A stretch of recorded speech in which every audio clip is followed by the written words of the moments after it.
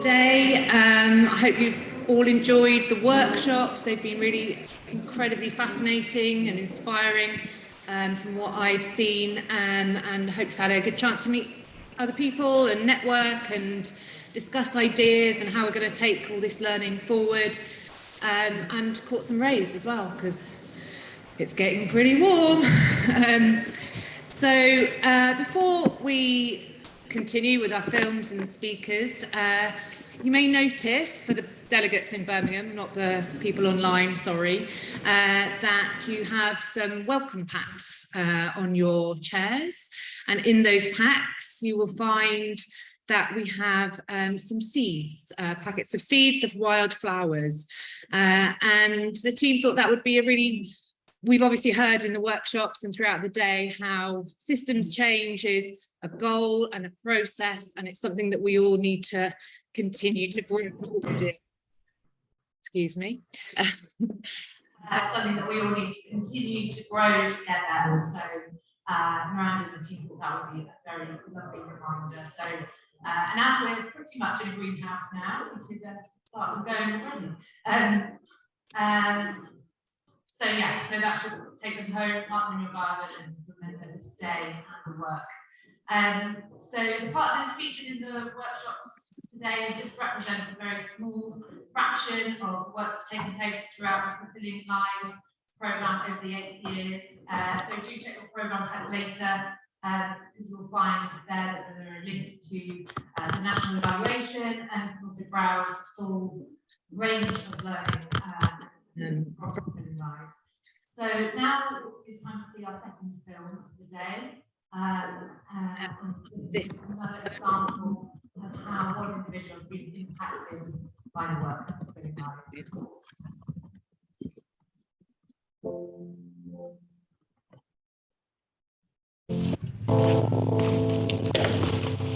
This jacket, I did my detox in this jacket. This jacket's been through the walls with me. I wore it constantly. I think even wore it in bed. I just can't get rid of it. I can't, because it's so important to me. People may think, you know, it's a jacket that's falling apart, but it reminds me of the pain and the anguish that I went through to get clean. So I think, you know, it'll always be a part of me, though, this jacket. It's a part of my journey. I won't bizarre that seems, but it's my journey. So I came to Birmingham in 2008. I had to be relocated because of domestic violence. I was put in a women's refuge. It was horrific. It was really traumatic because I've been picked up, literally picked up, taken out of my environment and plonked in the middle where I had no family. I didn't know anybody. Well, my family was with me off anyway, so I was totally on my own. But things got a lot worse. I started using class A drugs, crack, and using heroin, a lot of life. From the minute I opened my eyes to the minute it shut, you know, I didn't wash, no teeth, no stone, no respect for me, no respect for others, really chaotic, crazy lifestyle, you know, earning money, marrying illegally, spiritually, mentally, physically. There was nowhere else for me to go, apart from jail and in a little box. That's the reality. I only started thinking about getting clean sober when somebody spoke to me as a person, the whole person, not just the problem. Got myself involved in volunteering, I started doing qualifications, and that's when I became an expert by experience on the Changing Futures Together programme. It's been all about systems change, making services more accessible for people to navigate through and to get support that they need. Lived experience is invaluable. It's priceless. And it's not just to the clients that I meet on a daily basis. It's the police as well and other agencies and organisations. They don't really know a lot about addiction. But working with me, they have learned a lot. So they've been able to change their perceptions. You know, they've been able to adopt a different style of approach when they're supporting somebody what's experiencing multiple disadvantage. During the little brief periods when I wasn't using drugs and alcohol, I decided I was going to do my garden. It's like a haven now. It's my haven and my sanctuary. When I look back at my journey, I always say I've grown up in the recovery community because it is like learning to walk. When I'm watching my seedlings grow and I'm potting them onto the next stage, I often think to myself, yeah, it's like a bit like my journey. It's a bit like my journey.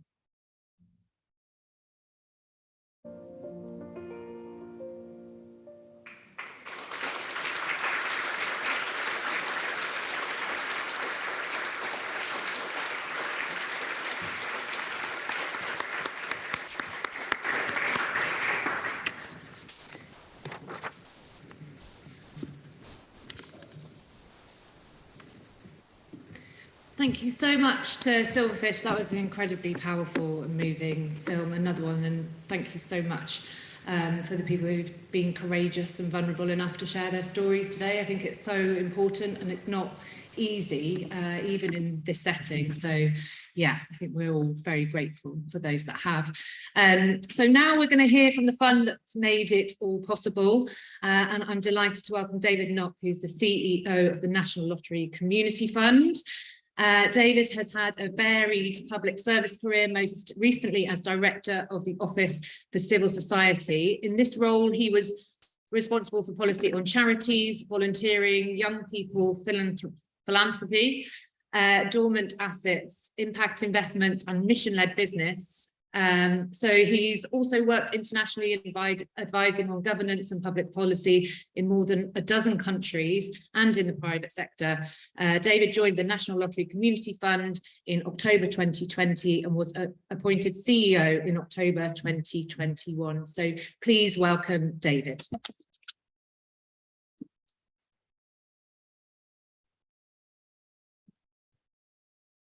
Thank you, and how lovely to be here, even if the room does feel a bit like a greenhouse at this point. I was actually in this room about 6 weeks ago. First business events I've been to since the sort of terrible national trauma we've had of the COVID pandemic, and I don't know, it's really nice to be back and to see the sorts of interactions, discussions, learning we can all have when we come together in places like this, maybe on slightly cooler temperatures, but and what such a powerful story from Bev there. I think that tells us so much about storytelling and lived experience, and I think for us in the Community Fund, lived experience is really at the heart of everything that we do, how we think about our work and make our programs and projects as effective as they can be.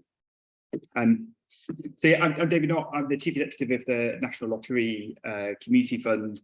I've been in post since October of last year. So I haven't been part of the last 8 years of Fulfilling Lives, but I'm really delighted to be here today to be able to celebrate the achievements, to hear all of the learnings and insights that have been achieved, and also as we look ahead at what comes next. So Fulfilling Lives has been part of £500 million of investment from the National Lottery Community Fund in a range of strategic programmes seeking to tackle some of society's most entrenched social problems and challenges. And Fulfilling Lives has perhaps been the best and one of the greatest exemplars of all of those. But they're really about partnerships, and partnerships between voluntary sector, statutory bodies, and people in communities.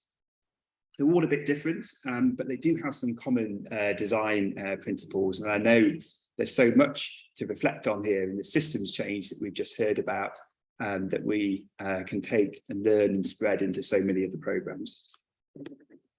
So the impact of Fulfilling Lives really speaks for itself, and you can hear that in individual stories. We can also see that across the programme as a whole. So the 4,000 people who've engaged and gone through programmes through Fulfilling Lives. Many more have benefited from that wider ripple effect from the learning and insight from those programs as we've seen them spread into other systems. And I know there are lots of people here today who've gone on to champion and lead in your own areas and statutory bodies in voluntary community social enterprise services. There's some really, really powerful outcomes from all of the Fulfilling Lives programs, and there's some powerful publications and insights that tell those individual stories and those macro outcomes. So I'm just going to draw out a few of them. Proportion of people who are evicted from a tenancy reduces from 12% at the start to 6% after 2 years. Significant reductions in arrests, and the proportion of people who receive a police caution, that's dropped from 7% at the start to 3%. The proportion of people visiting accident and emergency services reduced from 28% to 21%. Average number of attendees halved. Reduction in rough sleeping, sofa surfing, time spent in temporary accommodation. That proportion of people rough sleeping is reduced from 24% to 12% after 2 years.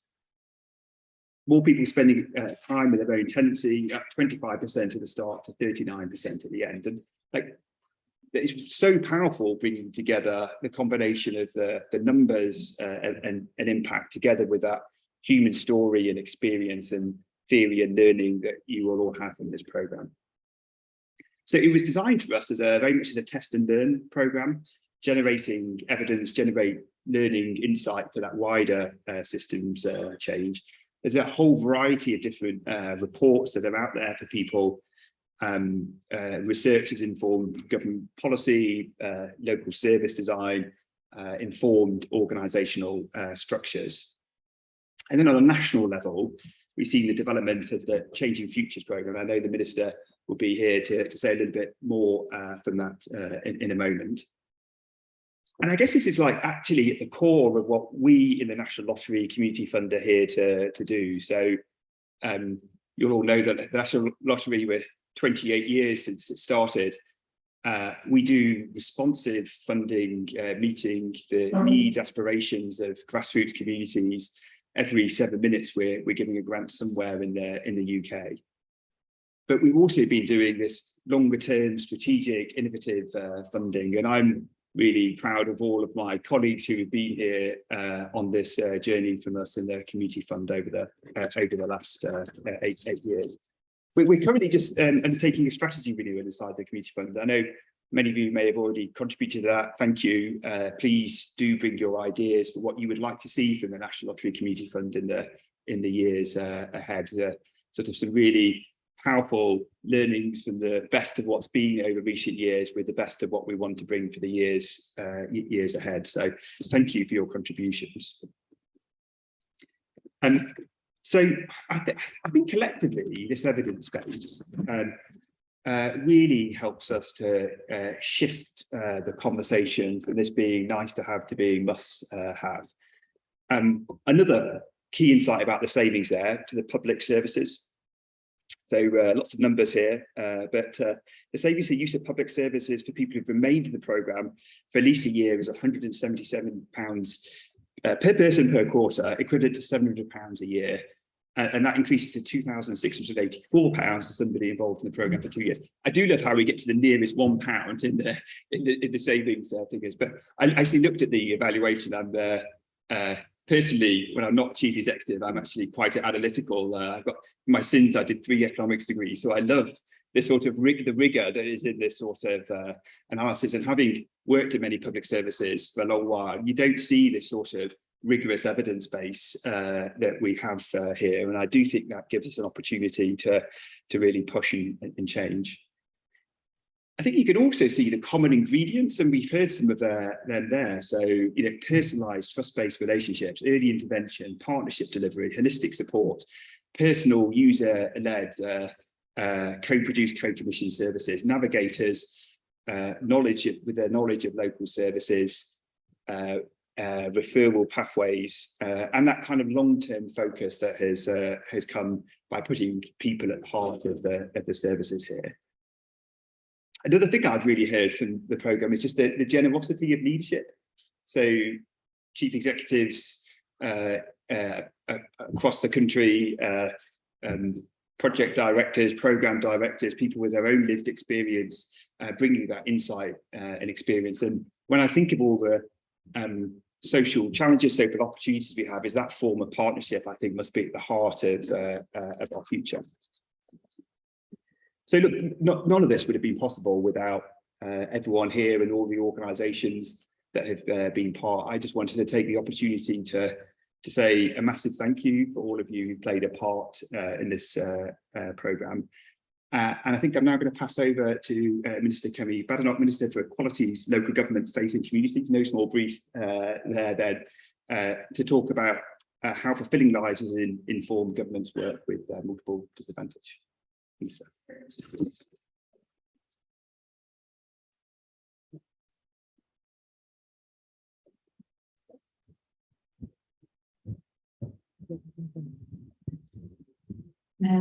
So thank you so much, David. As many of you know, the Changing Futures programme was announced in 2020 as a joint investment from the government and the National Lottery Community Fund, and is working in 15 areas across the country to improve the way that systems and services work to support people of experiencing multiple disadvantage. And I'm honoured to welcome Kemi Badenoch, MP, Minister for Equalities, Local Government, Faith and Communities, to the stage. Kemi has previously held roles as Exchequer Secretary to the Treasury and Parliamentary Under Secretary of State at the Department for Education, and will now talk to us about the department's vision for changing futures and how it builds on the work of fulfilling lives. Please welcome Kemi.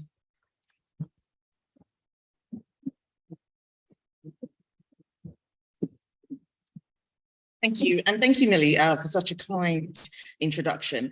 And I'd like to start with a sincere thank you to everyone who's joining us, both in person and, as I hear, online, for your tireless dedication, your commitment, and your hard work over the last 8 years. And together, you have all made the Fulfilling Lives programme the national success story that it is. And by sharing your insights, the evaluation and the lessons learned today, you'll really help to transform frontline services in the future so that we get the right support at the right time to the people who need it most. So I know for the 4,000 people whose lives have been touched by this programme, whose lives have been transformed by the charities, councils and local services working on the ground, that you have been an absolute lifeline. I know you've also built a legacy of lasting partnerships, not least with the National Lottery Community Fund, whose funding and support over the last 2 years have been integral to the achievements we've seen in all 12 areas of the Fulfilling Lives programme. And I'm very grateful to David and to the team for putting their funding, their expertise and their ambition behind its successor, Changing Futures. So it's right that we take this moment to celebrate everything that you've achieved, but it is also important that we reflect on the foundational principles of fulfilling lives. And the fact is there are still far too many people in our society living with multiple disadvantage, people suffering from homelessness, addiction, poor mental health or domestic abuse. And these issues can very rarely be treated in isolation. Everyone here will know that very few people experiencing rough sleeping, for example, suddenly find themselves on the street one day, out of money, out of a job, out of luck. It can happen, of course, but more often than not, rough sleeping is driven by a whole subset of other issues that people have been experiencing in their lives: family breakdown, emotional trauma, financial hardship, substance abuse, and without the right help and support, these problems inevitably spiral out of control. And I've been told by my team already that they've listened to some very, very moving stories already this afternoon. And I think our mistake in the past has been treating each of these things as a single problem on their own. And that approach has proven to be short-sighted, time-consuming, and incredibly expensive. So instead, what we need to do is look at those issues affecting someone in the round. And that's the approach that Fulfilling Lives, as you all know, has championed from the outset. And I was very humbled to read Lucy's story when I was reading about the programme. Lucy's childhood was far from a happy one. That unresolved childhood trauma, compounded by multiple abusive relationships, drove her to alcohol dependency later on in life. And she quite understandably suffered from poor mental health, often feeling despondent, dejected and hopeless. So with support from Fulfilling Lives and a referral to Inspiring Change Manchester, Lucy was given the dedicated one-to-one support that she needed to turn her life around. And reading her case study as a minister, I think that turnaround was absolutely remarkable. And having previously not attended support groups due to her disruptive behavior, I now know that Lucy has since volunteered to help run the program's Women's Voices group. And it encourages women just like her who face multiple disadvantage to share their stories, to seek help and to rebuild their lives. And Lucy, I hear, admits that she doesn't know what she would have done without the support of Fulfilling Lives. She said, Amanda and the Inspiring Change Manchester team stuck by me, believed in me and didn't give up. But her story is not unusual. There are literally thousands of people like her all over the country whose futures have been transformed thanks to the Fulfilling Lives approach. So when we look at those who remain in the program for more than 2 years, the proportion of people who receive a police caution, for example, dropped by over half. The average number of A&E visits also halved, and the proportion of people rough sleeping halved too.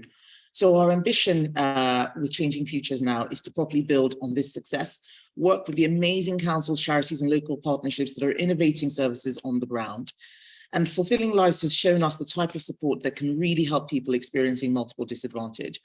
And we know from your experience that creating that flexibility and lasting change within mainstream services like health and housing, the criminal justice services, we know that creating that flexibility is very difficult to achieve. So there is much more to do if we want to make this kind of coordinated support the norm. And that is where Changing Futures is picking up the baton. So with £64 million of investment between the government's Shared Outcomes Fund and our partners at the National Lottery Community Fund, we are working in 15 areas, testing new approaches to tackle these old problems. And as with Fulfilling Lives, we want Changing Futures to leave a legacy of lasting change. So to that end, it builds on learning from the previous program and others such as the Making Every Adult Matter Coalition in its design and core principles. Principles such as requiring strong cross-sector partnership, working at the front line and also at strategic levels, making clear that there is no wrong door to support, and crucially, involving people who have that personal experience of the multiple disadvantage in the design, the delivery, and also the evaluation of services. They are the ones who have gone through the system, and they're the best ones actually to advise how it should be improved. And we're already seeing examples of promising practice across the 15 areas. So for example, in Lancashire, their new enhanced service hubs are bringing together housing teams, adult social care teams, probation and health services. And all of these teams are working together to deliver a more personalized and flexible support. And they are an essential part of Lancashire's new integrated care system. And that's putting people who are facing that multiple disadvantage at the heart of that county's response to the health and care reforms.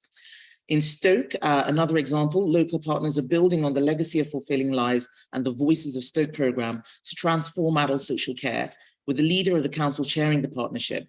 And they're also investing in real-time data sharing so people who need help aren't re-traumatized by repeating their story again and again to different parties. And in Bristol, partners are establishing an approach called My Team Around Me, where support is coordinated around the person, no matter which service engages with them first. This is incredibly encouraging work, and I hope that it shows to you all just what Fulfilling Lives has taught everyone and how we're putting those lessons into action on the ground.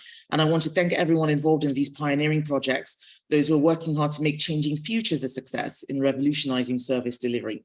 So in the coming weeks and months, my department's evaluation of Changing Futures will tell us more about what's working on the ground, how to embed sustainable change into those local systems, and clearly highlight what government needs to do so that we can better support you.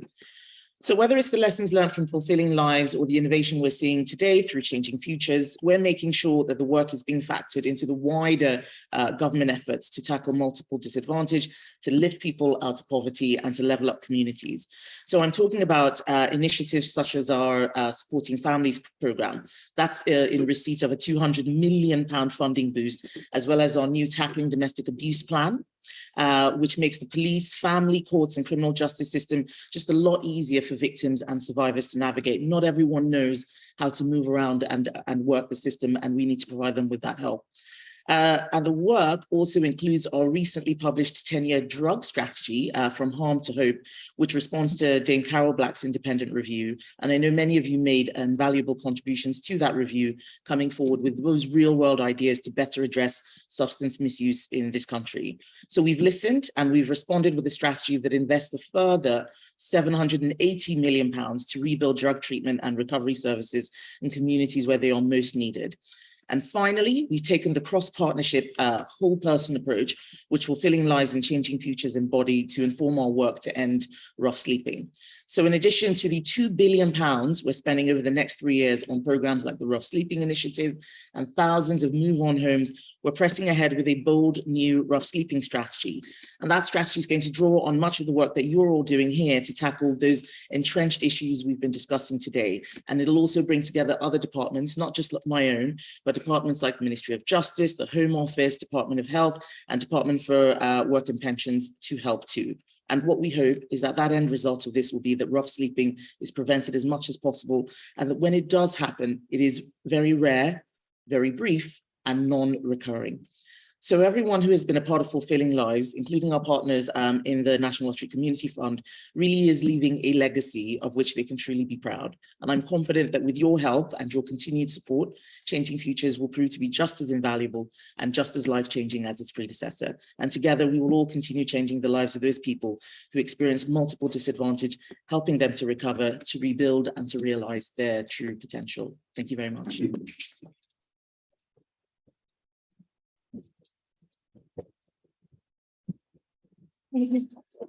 Thank you so much, Minister. So we now have time for some questions for the audience. Joining us on the stage for questions and answers is Kirby Swales. He is the Deputy Director at the Department for Levelling Up Housing and Communities. So please do put your hands up if you'd like to ask either the Minister, David, or Kirby a question. And can I just request that we keep the questions focused to the policy landscape around multiple disadvantage, please. Did anybody in Birmingham here today have a question? Thanks very much. I'm Ollie Hilbury. I'm the director of the Making Everett Our Matter Coalition. It's a question for the Minister. I just wanted to say thank you so much for joining us today. Political leadership on this is going to be so important in the years ahead. So great that you could be here today, and I think you'll have support from many of us in this room as this work continues. I just wanted to ask you if you could say a little bit about the work that you're doing across departments to create a collective accountability on multiple disadvantage in the years ahead. Thank you very much for that question. So the department's flagship policy is reflected in the name change. It's about levelling up. So multiple disadvantage is one area which my co-minister Eddie Hughes works on. I can't go into too much detail about it because it's not my ministerial portfolio area. And I think Kirby can probably give a little bit more detail about that specifically. But what we are trying to do is look at the root cause of problems rather than waiting till something completely escalates to a point where it becomes very difficult to resolve and very expensive to do so. And that approach goes across the entire department. So levelling up, for example, affects entire areas, not just individuals. And what we are doing with our 12 missions, with the white paper, with the Levelling Up and Regeneration Bill, is looking at ways in which we can help those places that have been structurally disadvantaged to catch up. So investments in education, for example, or trying to improve productivity in specific parts where it really has fallen well behind everywhere else in the country, and there's something going wrong in a particular community that isn't necessarily being replicated elsewhere. Rough sleeping is something that we've been talking about for a very long time now, and we talked about the 2 billion that we are giving to the Rough Sleeping Initiative. And I think one of the lessons that government has learned over many years is stopping the conflation of rough sleeping with homelessness, which is a totally different issue. That multiple disadvantage that comes from so many areas, and which you see in an individual, isn't just around housing. And quite often the solutions that we hear are provide some housing and a shelter to put people in, when actually the problems they have are really intractable and need the sort of tailored flexible approach which programs like Fulfilling Lives and Changing Futures can provide. But I don't know if Kirby can provide more detail on the work on multiple disadvantage. Thanks very much. Can you hear me okay? Yep. So I would say there is strong cross-government buy-in to this programme. Part of the principles of the Shared Outcomes Fund is the funding was only allocated if a number of departments expressed interest, and therefore we have got some good governance going on. We have strategic boards, we have programme boards. When it comes to accountability itself, I'd almost partly turn the questions back to you, not today, but in time. We're very interested in how we can improve the accountability of the whole system. What we're doing in various pieces of guidance, such as the local drug strategy guidance, is encouraging the kind of joined up partnership working, and that's becoming part of the delivery plan assessment. So that's one very concrete thing. When it comes to the metrics, as well as levelling up, it's worth everyone in this room just being aware of some of the work we're doing on the local government body, which is all about, in our department, improving the transparency of data in local government. As you know, local government works on many different services and sponsored by many parts of central government. I think there's 13 government departments that sponsor services, and we're pulling that all together to have a view across a place about how a whole set of services are worked. So that's one specific way in which we're improving the accountability of the system. Thank you. I actually have one question for you, Minister, please. So Changing Futures is a 3-year programme across 15 different areas. But what happens after that? Are there plans to roll it out nationally or extend it beyond the set time? So it's running until 2024, so March 2024, and it's in 15 areas. So we need to just work out exactly how to implement. So one of the questions that I asked, first of all, when I started this position is, well, we've already done Fulfilling Lives. Why do we need Changing Futures? Why don't we just roll everything out nationally? I didn't understand it. And what was explained to me was that we've tested different approaches, but just because something is working in one area doesn't mean that lots of other areas will be able to absorb, adapt, learn the lessons, and become more flexible. So that's what Changing Futures is going to be doing over the next couple of years in those 15 areas, looking at lasting change. And we are also investing in evaluation, so actually seeing how it's working, and then it will feed into central government policy. So over the next 2 years, it is how we can embed. We've learned what works, but how we can make it something that other councils can absorb, and then it will feed into central government policy going forward post 2024. So that is the plan. Okay, amazing, thank you.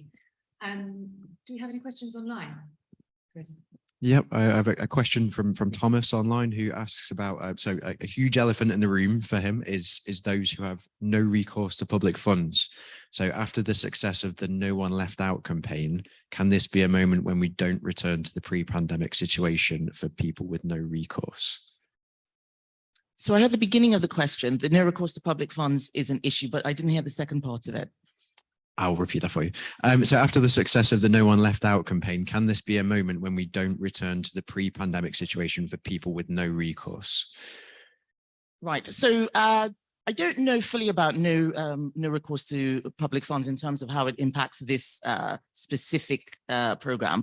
When I was in Treasury, it was a question that came up time and time again in terms of people who, during the pandemic, who were not entitled because they were on, whether it's tourist visas or their immigration status, to claim benefits and so on, what we did for them when they ran into trouble. And we did make exceptions around no recourse to public funds. We made exceptions for those who were facing imminent homelessness. I believe we made exceptions for children, families with children who are at risk of becoming destitute. But the reason why we have the no recourse to public funds is because if we don't have it, we're effectively opening our welfare system to anyone who comes here, which means there's going to be less money for programs like this and for people who are here on the ground. We do everything we can to make sure that people have who have the right support where they don't have access to funds that are available to citizens of this country. But we have chosen to draw the line in a particular area to make sure that we're actually able to provide sustainable funding for those people who live here for the long term. Thank you. Are there any questions in the room? Hi, thank you, Minister, and David and Kirby as well. My question, sorry, my name's Dominic. I've been involved in the Fulfilling Lives programme since the beginning. I think we need a bit of advice from you, I guess. And we know that in order to build on this programme, to build on changing futures, we're going to need to get the evidence, but we're also going to need to win the political argument. And I'm just wondering whether you've got any thoughts or ideas about how we can tell the story to your colleagues in Parliament and maybe across the country about what will resonate with them about the success of this programme that you think will really sort of get them involved and help them put the political support behind the next stage of this programme? It's a really good question. Political support always comes for things that can demonstrate that they are working. And things lose support when a program or a scheme is not vocal about the successes that it has, or if the evaluation fails. So one of the things that you will all need to do in your respective communities is actually let local stakeholders know, and those local stakeholders include local MPs, that this is a good program, this is why it's working, whether it's your Citizens Advice Bureau, or a local council, just feeding back about how it's impacting them. Because even within the local council, they're dealing with all sorts of other issues, and they may not necessarily actually be taking in what's happening, letting schools know, but writing very formally, sometimes saying, just so you know, this is happening, it's making this difference. You just building the case for your own argument. In one respect, you're pushing at an open door. Government is already funding this. We want to see it work. But the thing that would worry ministers in particular, and also by virtue of that, backbenchers, is, are we spending the money in the right place in the right way? You know, when people hear that we're spending £700 million for supporting families, that is a lot of money. And it's very hard to be able to point things beyond individual case studies that I'm given, like Lucy's. And this is just one of hundreds of things which, as a minister, I'm looking at. So I don't have the detail. Officials might have the detail. They speak to you a little bit more, but they don't have the voice. So there's a bit of a disconnect there. So making sure that you let us know, you provide the information, not just to MPs, but also to ministers, so that we can see where the money is going, because someone else somewhere, I can promise you, is also saying, well, forget about that program. We've got this other thing that's going to work, and it's going to be better and faster. And people like new things. So there's always a push for the next new thing, and that's what you're competing against. So making sure that you sell yourself will help in making the political argument. Thank you. I think we've got time for one more question. If there's anyone in the room who would like to ask anything further, or do we have any questions online, Chris? Yeah. So a question from a different Tom. Should there be more emphasis on supply side economics in order to enhance levelling up, as the taxpayer can only bankroll so much? So should there be more supply side economics for levelling up? Was that the question? Yes, yeah. Yes, there should be.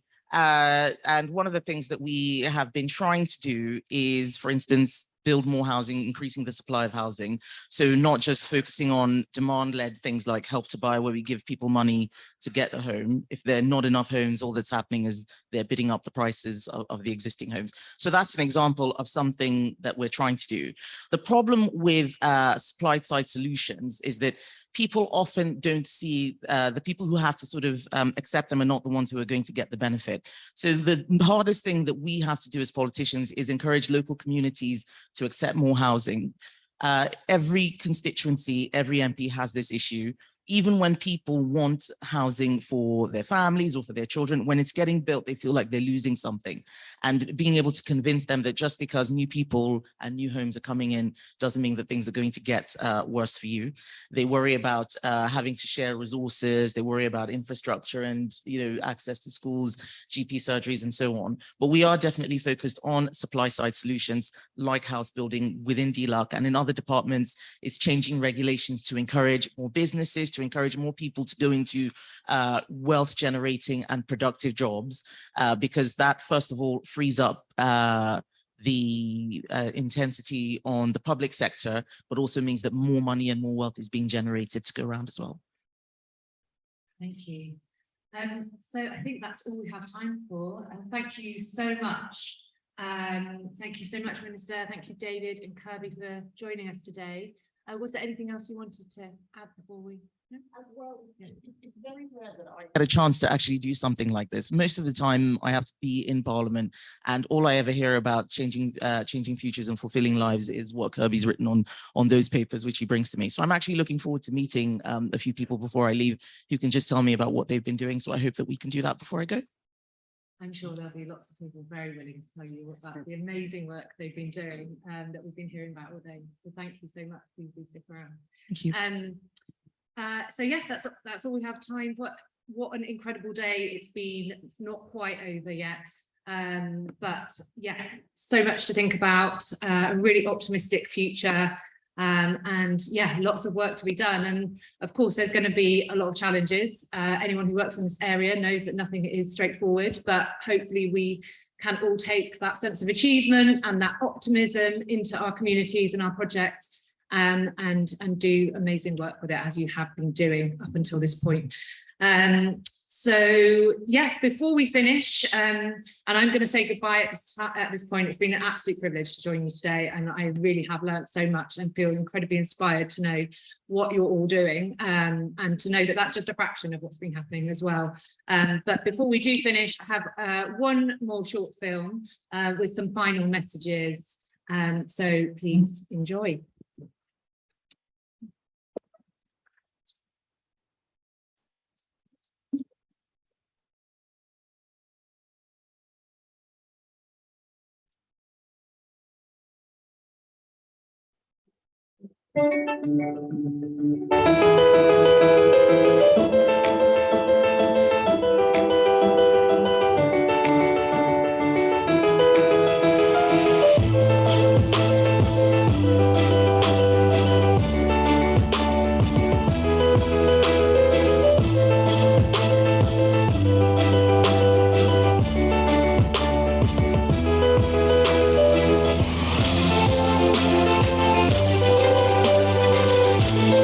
There isn't a safe place where you can talk to someone who understands what you've been through. There was no link up between inside probation and outside probation that I was aware of.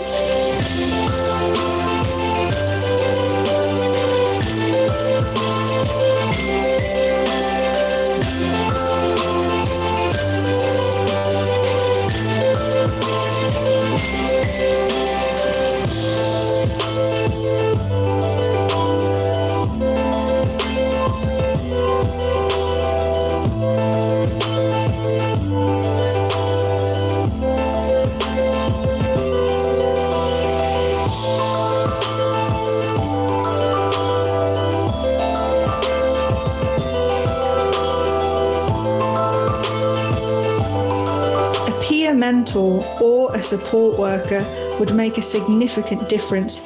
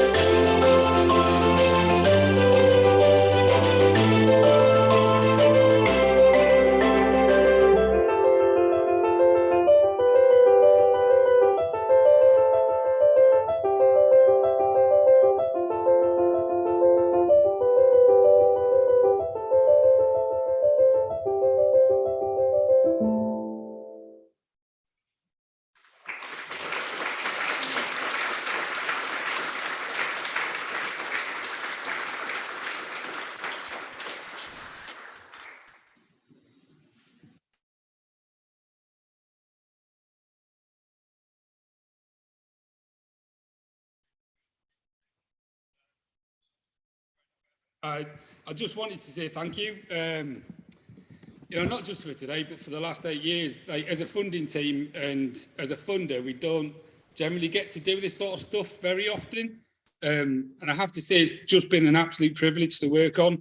You know, we've met some amazing people doing some just like incredible things. And I know David alluded to this before, the generosity of everyone who kind of like gave their time and their energy into making changes.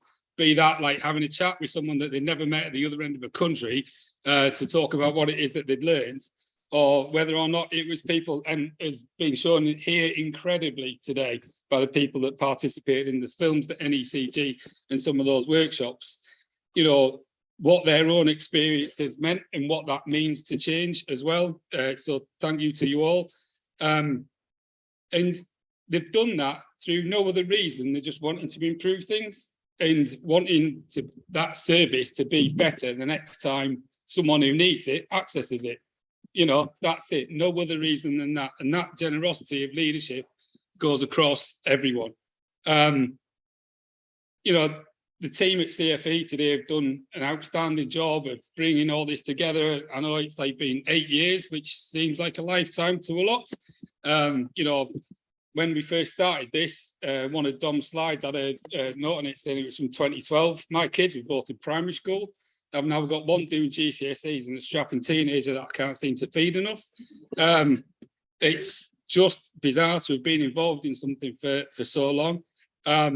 But, you know, thanks to CFE and all of the collaborators, you know, willing conspirators, anything, and that blend of like lived, learned, professional and personal experience. Without it, the funding program that we envisaged all those years ago, it just wouldn't have worked. You know, flat out wouldn't have worked. And it's because of all of you in this room and all of you in this room that will carry it forward, whether or not you work on changing futures, whether or not you work in a local authority, whether or not you work down like your local pub, it will all have an impact. So just to say thank you so much from all of us who have been part of this funding team.